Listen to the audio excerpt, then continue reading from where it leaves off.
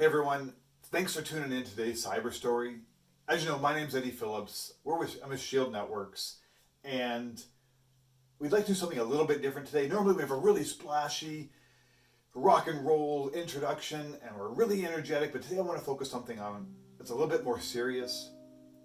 With everybody being quarantined at home and working from home, there have been so many opportunities for those out there that are looking for the easy buck. And I just want to say thank you to everyone who has contributed.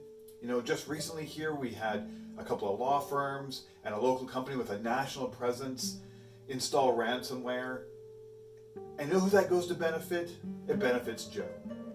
This is Joe right here. You can tell that this is Joe, and he's a scammer and a hacker because, well, he wears a hood when he works on his computer, and he's all hunched over from carrying all those bags of bitcoins that you have to pay him when you get ransomware.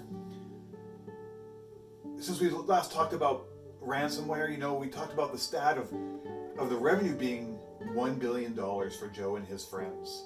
But you know what? The great news is Joe hasn't squandered that money. Joe's taken that $1 billion and he's reinvested it into his business. Now Joe and his friends have an easier time hitting more and more businesses.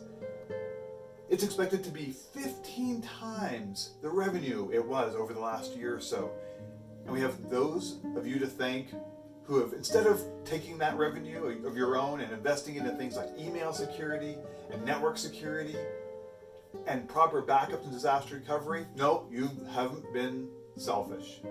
You've hung on to that money, and it's waiting for Joe and his friends so that they can further propagate their business and look for more ways to reach out and touch more businesses. So for those of you who still haven't taken the steps to make sure that, you know, Joe and his friends don't suffer, thank you. Keep on doing that great work, because at some point or another, Joe and his friends will just keep reinvesting and coming up with more and more ways. So you're really contributing. And, you know, on behalf of Joe, thank you.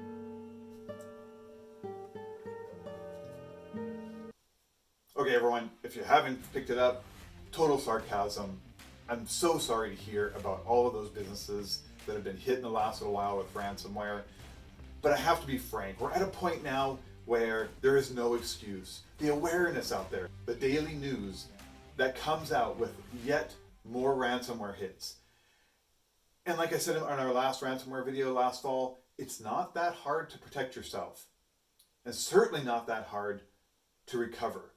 So proper email security, like I said, proper network security, a disaster recovery plan with backups that are not linked to your system.